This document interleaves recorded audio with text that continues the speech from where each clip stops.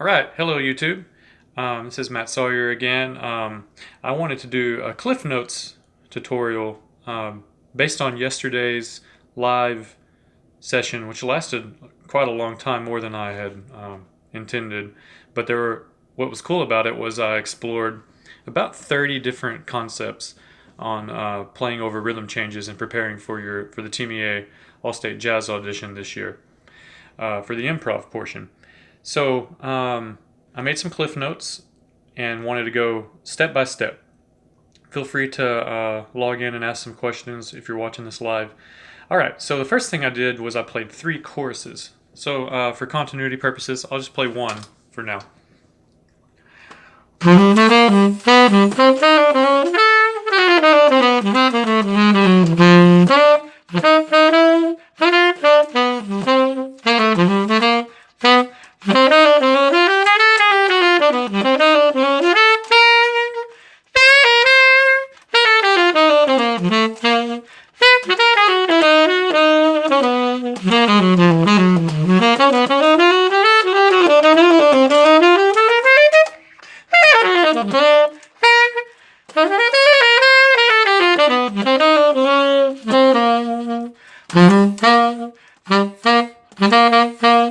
All right, so I tried a little something on the bridge. We'll talk about that in a little bit. But okay, second thing was I talked about learning I Got Rhythm. What rhythm changes is based on is that tune, I Got Rhythm. The Gershwins wrote that. So here's a little bit of I Got Rhythm.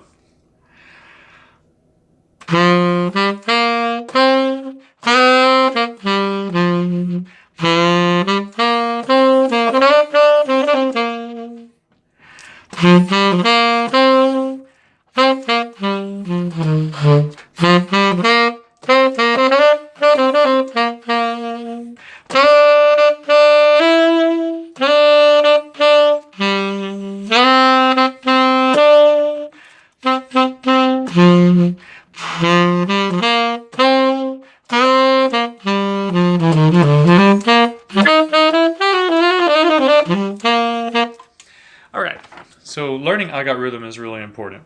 And then the next step is learning how to embellish it. So look between the melody, the rest, repetitive spots, etc. Look for some parallels and think about what you did while you're playing it. So an example of that would be, here's the first A.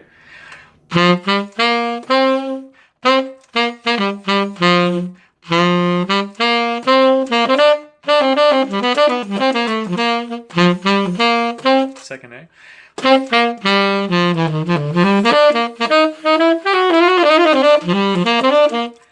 All right, so maybe you could contrast it by improvising more in the second A, or you could improvise more in the first A. And Charlie Parker did that a lot, where you would have an idea, and then you would, or you're playing the melody many times, or in different spots in different ways. So just something to experiment with on your own, and you can often embellish something that is predictable, and there are opportunities to improvise in between.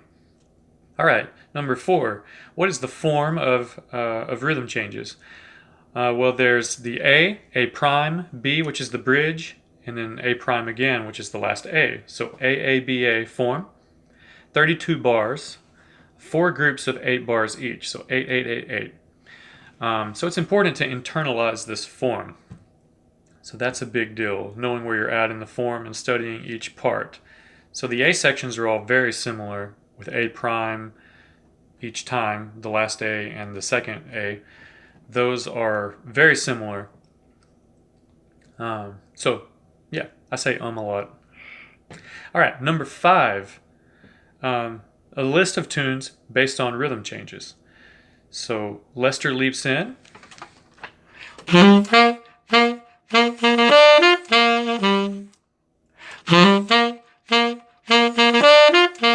So that's a good one to use. Then we have, we'll just list them, the Flintstones, Oleo by Sonny Rollins, The Theme by Miles Davis, which uses a common theme that because he was with Charlie Parker at first. So they used that, all that kind of stuff. Then there's Anthropology, Thriving on a Riff. That's a bird tune. Hank Mobley's Tenor Conclave. I love that one. And then one I did not talk about yesterday was Crazyology. I think that's it's Benny Harris, I believe, wrote that one. But Charlie Parker played that. So that's...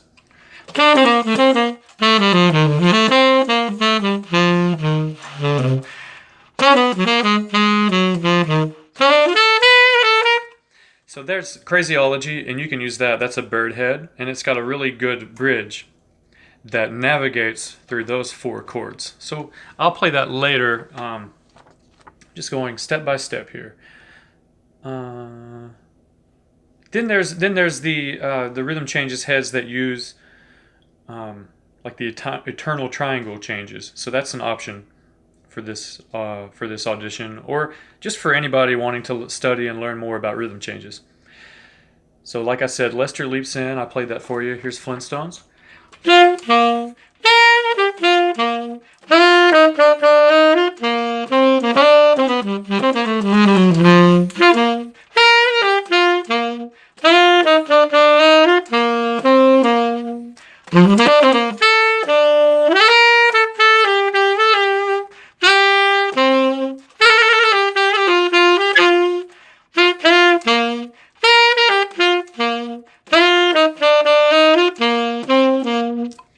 Now, not for this audition, but just know that I Got Rhythm also had like an extended part, where it was like...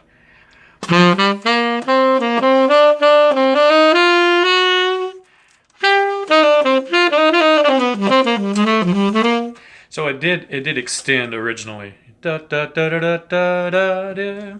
Similar to the Flintstones there, it goes...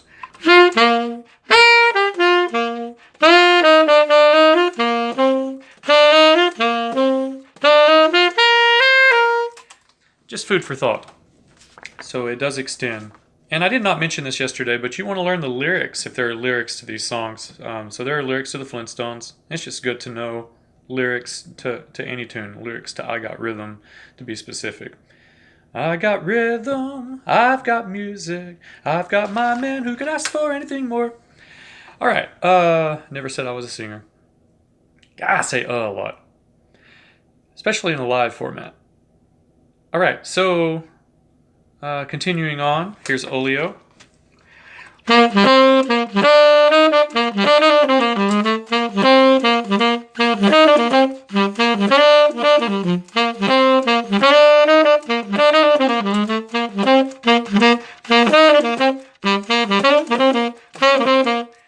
Whatever. And then the bridge.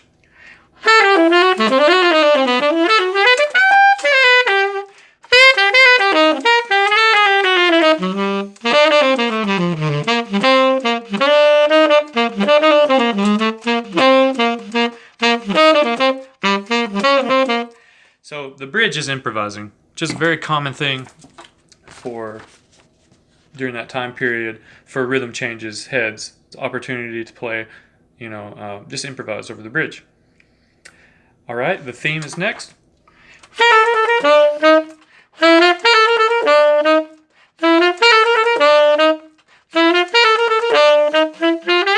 then you repeat that. And then you have a bridge of improvising, and then the last 8 is the same, I believe.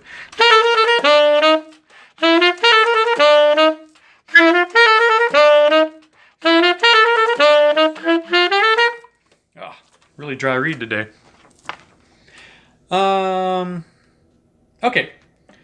And I played Crazyology for you, except for the bridge. Then there's Anthropology. I did not play the head yesterday, but we were studying a concept, the Charlie Parkerism. So that was something he used over Thriving on a Riff or Anthropology. And you can find that in the Omni book, but if you want to study more of what he played on that solo, which is a great tool in this process. It's a great tool in life, studying Charlie Parker. Good stuff. All right, so So dry. So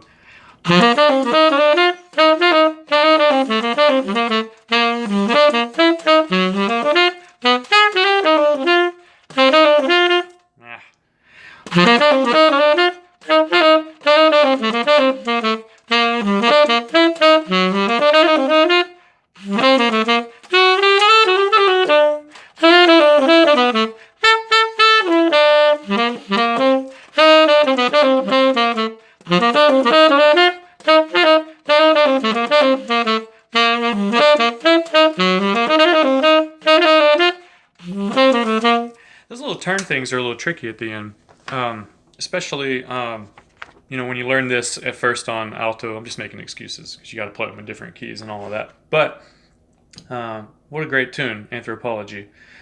Okay, and a little tricky in some spots, remembering exactly what's going on. But the A primes are the same, just like in all the other tunes we've been studying.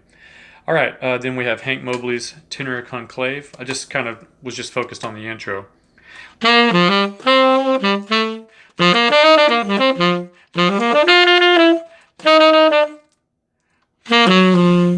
there was some improvising there, and there were different internal parts. Definitely worth studying. Tenor Conclave is an awesome track. The whole album there, the Hank Mobley album. And then we talked about Crazyology. All right, so that was number 5, just looking at different tunes. Number 6, the Lester Young thing, the alternate fingerings, a la Lester Young, I'm calling it, using repetitive notes on the root. So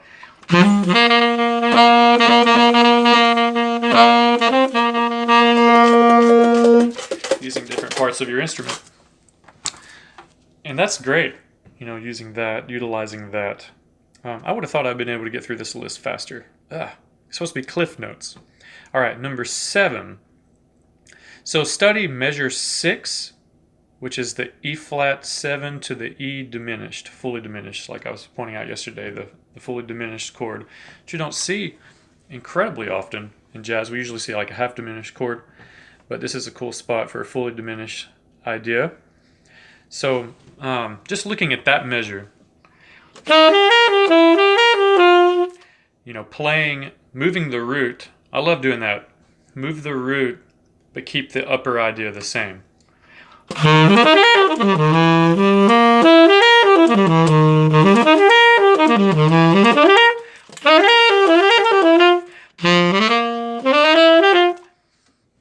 Almost played The Simpsons. All right, so if you want to extend that idea up to the 7, that would be adding a D flat, concert D flat, doing everything in concert pitch, which sounds bluesy, and it's the flat 3 of the B flat root, so it fits all of the chords. So that idea of gets you that sound.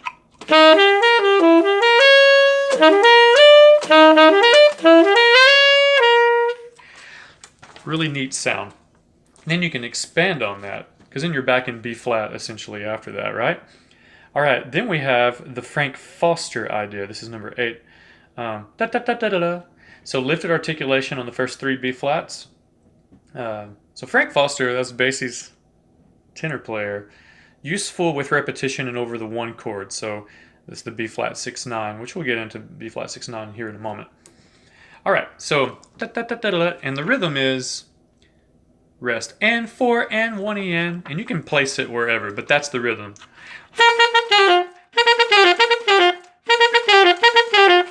Very, very cool idea, and out of nowhere, it sounds very, very neat. All right, here's number 9, using major. Did I skip something? No, I didn't. Yeah, number 9, using major and minor pentatonic ideas and extensions. So.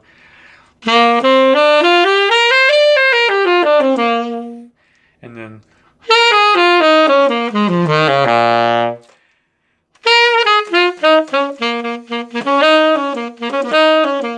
So that's minor pentatonic. That's the blues scale almost. It's lacking the blue note, the sharp 4 or flat 5.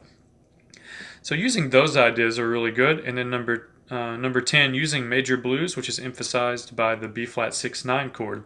So I talked about this yesterday, where you could just write out literally the scale of the chords that you see and study them that way. So B flat, C, D, E flat, F, G, A flat, B flat, and I make that a dominant chord.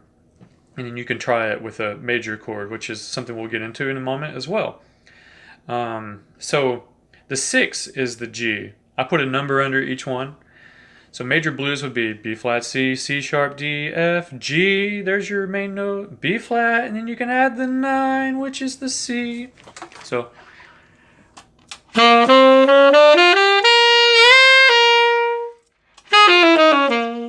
I use that a lot. Major blues up, minor blues down.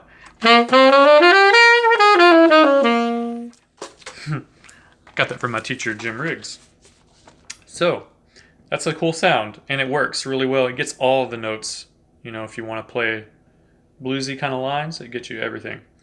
All right, number 11. So experiment with the sounds that you like. So try staying on some notes and see how you would like for them to work and how you like them, some better than others. So some examples of that. Here's an extreme one. Don't hang out on the 4 too much, except when using it melodically. It can have its merit in that case. Because there's a famous melody.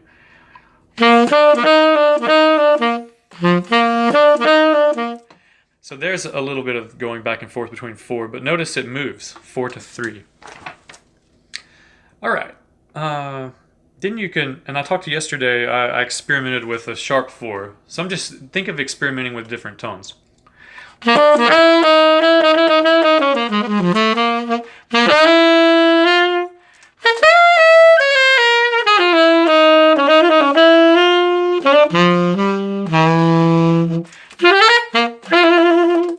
Be comical with it. It's okay to have fun, right? All right, moving on. Well, yeah, that sharp 4, it acts as a leading tone to 5. All right, now we're finally on number 12. Oh, it's 30 of them. Number 12. So, advanced concept. This is a Coltraneism. Where is the major 7 applicable? So listen to a lot of Coltrane rhythm changes, different recordings that he did over that, and find where he uses it, how he ends on it, how he hangs out there, etc. So that's a cool sound.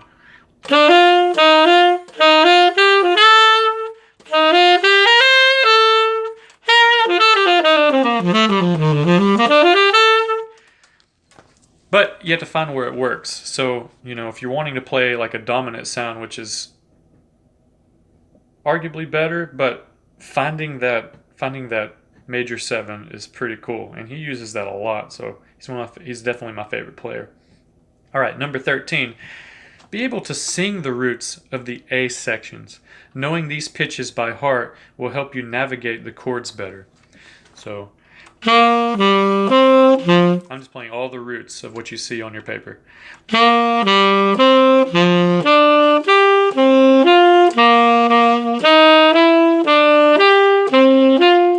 Being able to sing that, da da dee da dee da dee da da da dee da dee da dee da, and that's going to really help you in your ideas.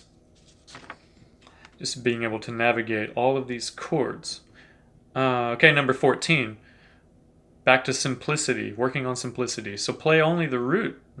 Play simple arpeggios in B flat, thirds, fifths, flat 7s, etc. Then try it over each chord, connecting them.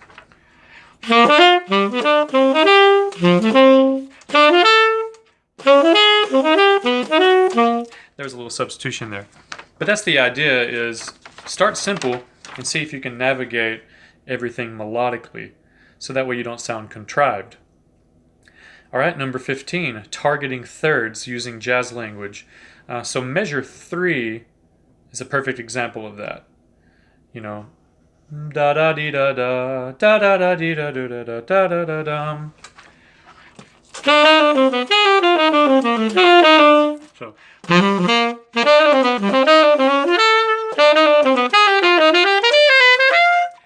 okay, different ideas like that. So those notes are D, E flat, D, C, B natural, concert pitch. D, E flat, D, C, B natural, A flat, G, F, E flat, etc. So then try that over each chord, connecting them. You could also give misdirection, which is one thing I really like to do. So you take an idea that you've practiced and move it in different directions and be more unpredictable with it.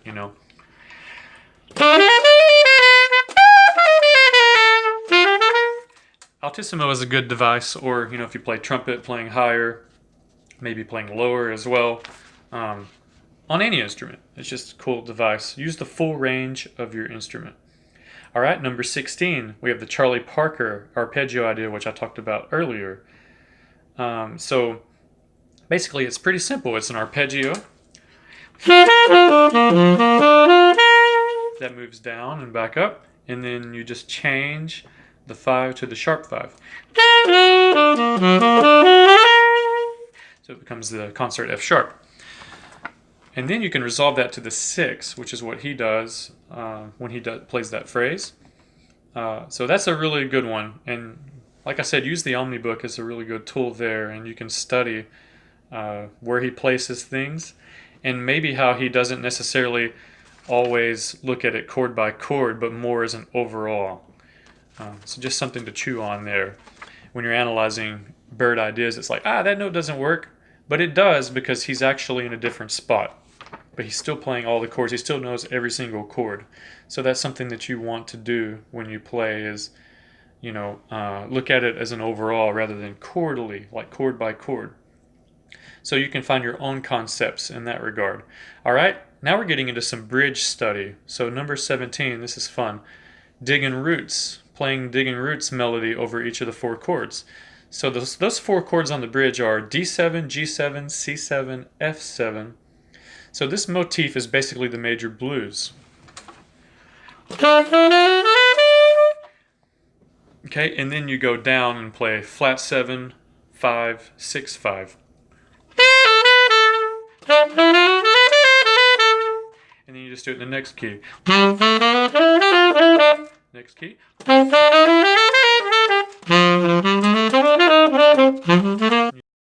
Back to 1. All right, you should create or expand upon the digging roots idea.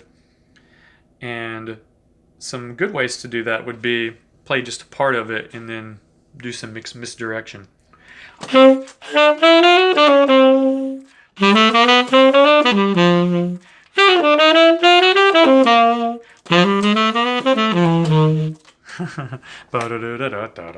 that's the lick, isn't it? So there it is, jazz language. Pretty fun. Okay, number 19, use the Flintstones. Back to digging roots.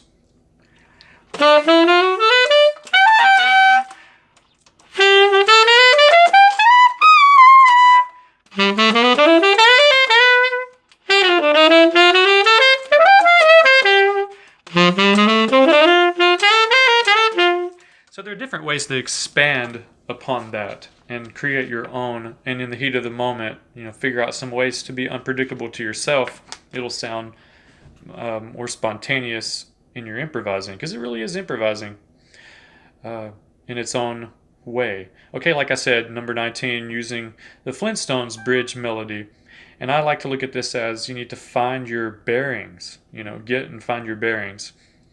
So when you get to the bridge of the Flintstones,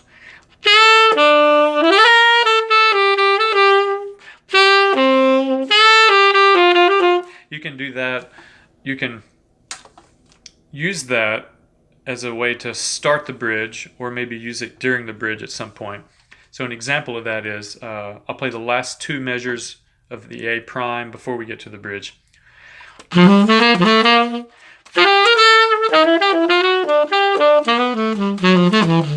So it gets me into the bridge, and I can hear the melodic movement. So if I'm on the bridge, or 2 before the bridge, so you can just go down a half step there. So as long as you're not just over cheesing the fact that you know the Flintstones, it can be a useful way to navigate the bridge. Okay, and a useful starting point. All right, here's number 20. This was a fun question yesterday. It was about being in a rut when you're practicing. So an example of that would be playing chromatically too much. Although that's not a very bad thing, but you can get out of that rut and other ruts by doing three things. First one would be, listen to someone new so you can be refreshed, or transcribe a new solo to try new things in spots you know that are repetitive in your playing. And by that I mean playing the same idea in circles, lacking creativity in your mind, or too much muscle memory, which can happen when you practice a lot. All right. And then the second thing that you can do, you can eliminate that part of your playing temporarily with slow, methodical practice in a short portion of the tune. For example, if you're playing chromatically too much, maybe just play 8 bars and don't use any chromatic lines. Catch yourself doing it and fix it. Further, have fun adding chromatic playing back in and be lighthearted, comical about it, almost mocking yourself. So if you know you're playing too much chromatic stuff, like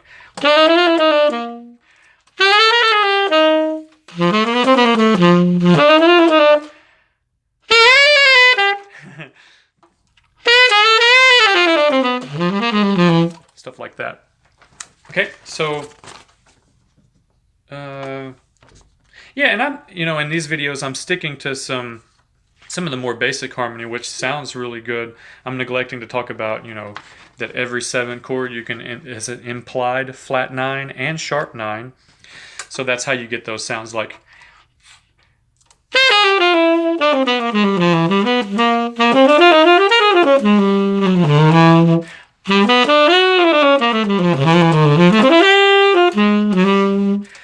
Those are special sounds, and I like just like stuff like.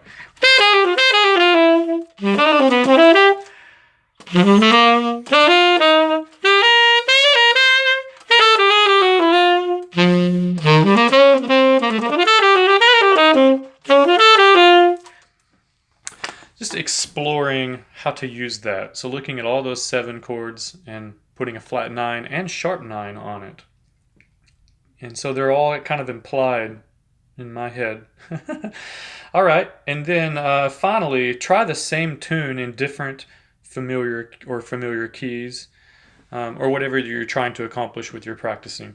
So start with the melody and then do some basic improvising. The goal is to take ideas that you use frequently or that you like in certain keys, and then transpose them over to the key that you're having the rut in, the original key of the tune, and be patient with yourself. So yesterday when I was playing, trying it in different keys, I went to my F, so concert E flat. And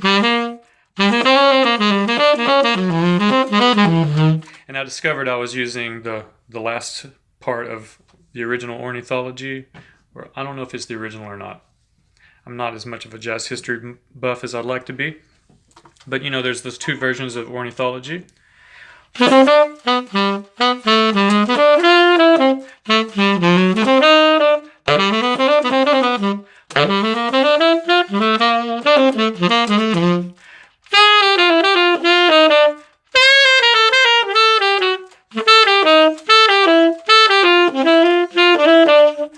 then on the Omnibook it goes, and then there's some trading,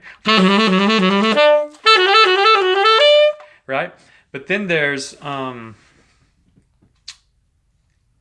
recordings of the Omnibook, the last 8,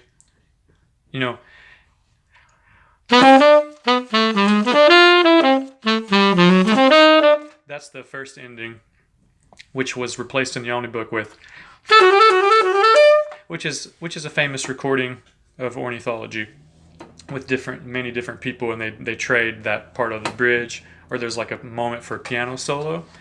But there are different recordings of it where it goes, and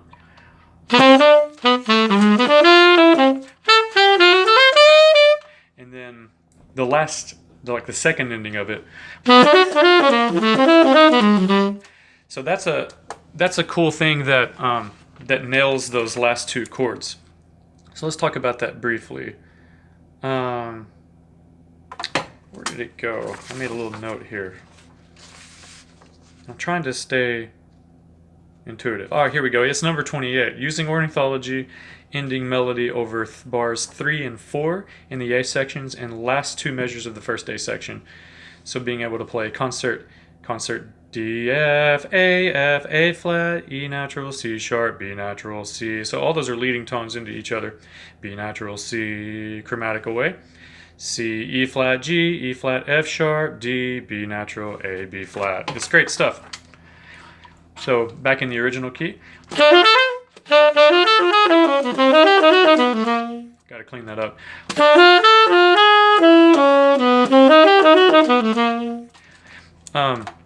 And it's so useful. So like I said, using it in the solo, you start your solo.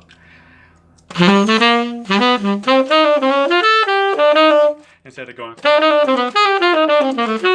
can play. And it's pretty burning when you're playing fast, you know?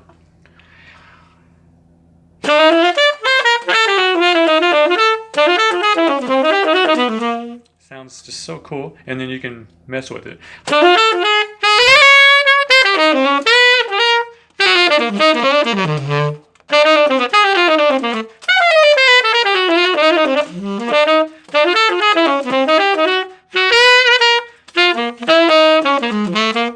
Okay.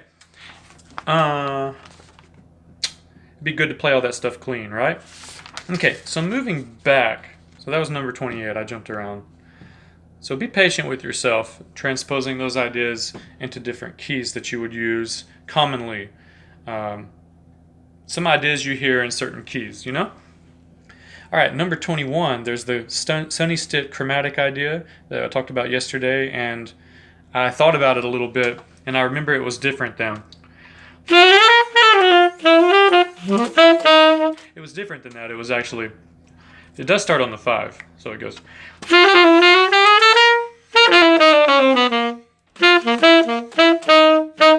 Or,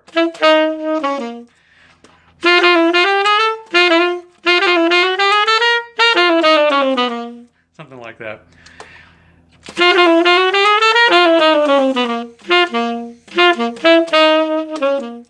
So you end it with a little minor blues line.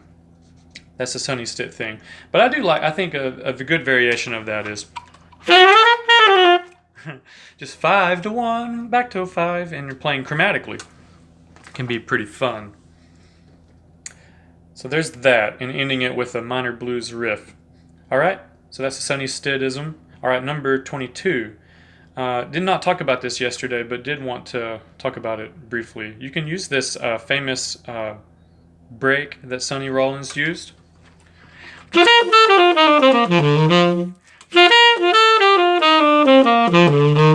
you go up a half step?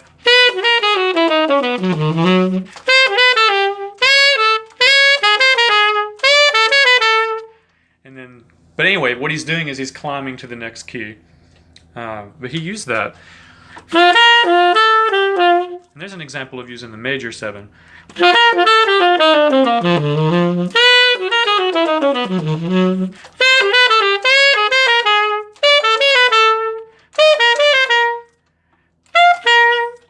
So basically, the reason why that this can work is if you're playing your solo and you're just burning through it.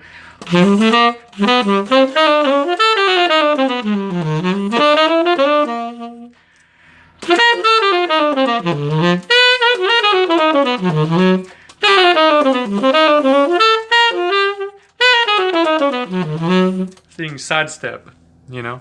So you're practicing a motif in different keys, and it's not disregarding the chords. It's kind of creative to try to stick something where you think it may not belong. And I like to look at it as going out on a limb, because that's where the fruit is. What should have been a short video turned out to be already 35 minutes long. Good grief. Just a lot of stuff to talk about. All right, so then we have number 23, another bridge idea, playing digging roots that we talked about earlier, descending chromatically, making the chord progression D7, C sharp 7 instead of A7, or sorry, G7, substituting a tritone. So the chords again are D7, C sharp 7, C7, B7, and then you're back to B flat into the last A, or the A prime section, ending the tune. So those are called tritone subs, but it's really just navigating the chords chromatically down, getting you from D7 down to B flat. Using dig and roots, you have a creative motif getting you from chord to chord. So many rhythm changes heads utilize the chromatic descending on the bridge or the tritone subs, and a lot of tunes further complicate it, but in a cool way, not super complicated. But they'll make those into 2/5s, so everything's a 2/5, or maybe the last part moves 2/5s faster, similar to Eternal Triangle. I talked about Dizzy Atmosphere yesterday. That's such a great tune. So another, and yeah, that's another great rhythm changes head. Let's see.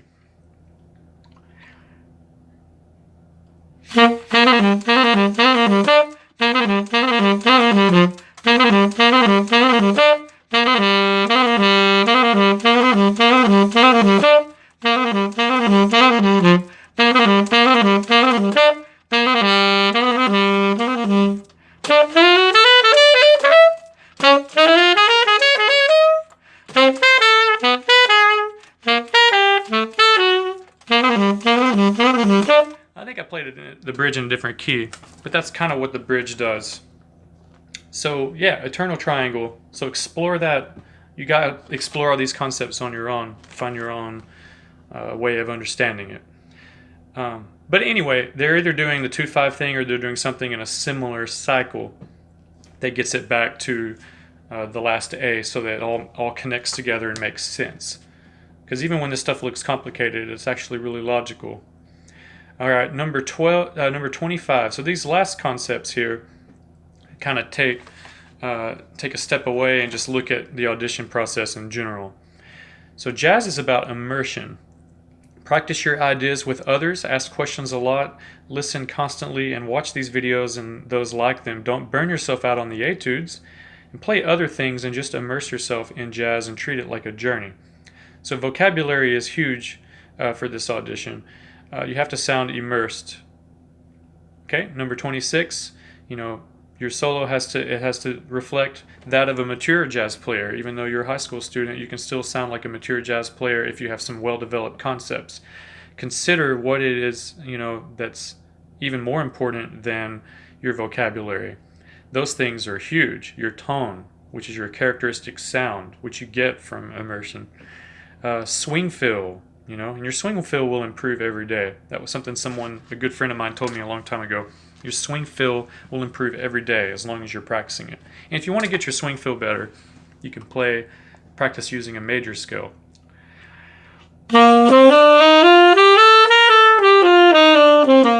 If you have too much ricky-ticky in your swing feel, you play a major scale for just a week, just something very simple, so you're only thinking about your swing feel. And maybe you just slur it first.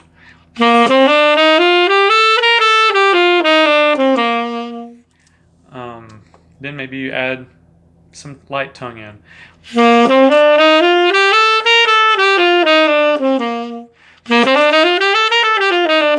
Try tonguing every note. It's kind of hard for me to do that. It's what you want to avoid. So you want to avoid not tonguing enough, which is my problem, or tonguing too much. So over-articulating. So your swing feel, it'll take away from your swing feel. So that takes us to the next thing, which is articulation. Then dynamic contrast, being able to do that, which is just creating an interesting solo that has nice contrast to it. Your overall jazz conception, spontaneity in your solo, but also your ability to craft your solo well and develop it in the heat of the moment. And then finally comes your vocabulary and how you maturely use the jazz language. And I think that's where you can get your extra edge. Considering that your competition is really strong. There's a lot of good jazz teachers and a lot of students just practicing a lot. And they're working on these concepts with their teachers. So you got to get your extra edge in all those different ways to create the overall player that a judge says, this is an all-state jazz player. After all, if you're recording for state, you are against others just like you. everyone who made the top of their region. So the etudes, being extremely strong and well prepared, should almost be a given at that point. If that happens, it's the improv portion that can truly put you over and rank you in the highest spots. So theoretically, that's the idea, right? Is that you just knock the etudes out of the park. You knock the improv out of the park. Your overall package is super strong over somebody that is weaker at improvising, but they play the strongest on the etudes. So the all-state jazz player theoretically is going to have all of that in their package. Okay, last concepts. Number 27, use the Crimea River line. 9, 1, 5, flat, 3, 2, 1. In college, we used to joke about major Crimea River. Da da dee da da da. So you get. So it's just a fun sound, and then finding different spots to use it. One of my favorite spots to use it is when you're leaving the bridge and getting into the last A. So, you know.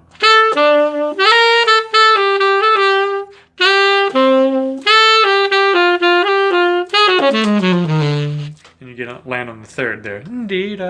Those notes are.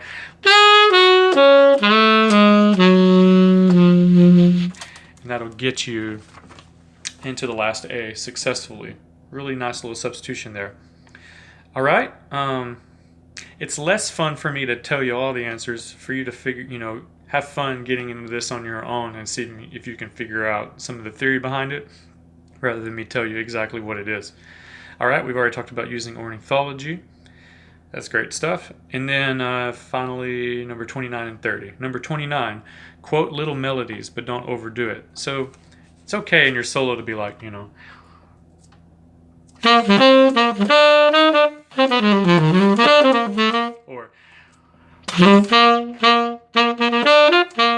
but if your whole solo is, it's like, he's using it too much. So that's what you don't want to do, is overdo it. But it's nice to pay an homage there and quote some melodies that you know. And finally, number 30, learn to keep time better, not just with a metronome play along or playing with a group, but also alone by just playing solo in short parts of the tune, just the first day, just the bridge, etc. Record yourself and listen back.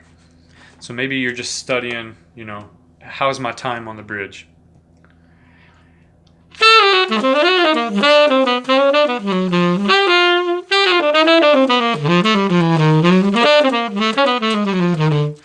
You record it, listen back, and then snap your finger to it and be like, yeah, I'm playing in time, or I'm not playing in time, and then slow it down and see if you can make it in time, no matter what your notes are. So